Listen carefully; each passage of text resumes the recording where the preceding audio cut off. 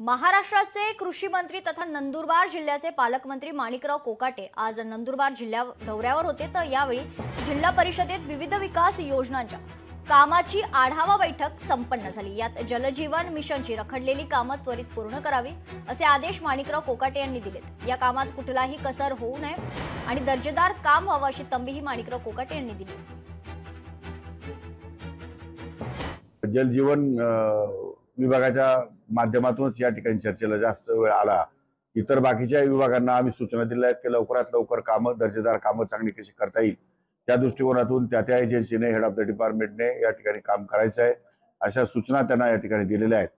आणि जलजीवन मिशनच्या संदर्भामध्ये आणि इरिगेशनच्या बाबतीमध्ये दोन्ही मंत्री सन्माननीय नामदार गुलाबराव पाटील, सन्माननीय नामदार गिरीश महाजन साहेब आणि महिला आणि बालकल्याण विभागाच्या मंत्री श्रीमती आदितीताई तटकरे यांच्याबरोबर बैठक आयोजित करून नंदुरबार जिल्ह्याचे प्रश्न या ठिकाणी कसे लवकरात लवकर मार्गी लागतील तोही या ठिकाणी विचार करणार आहे।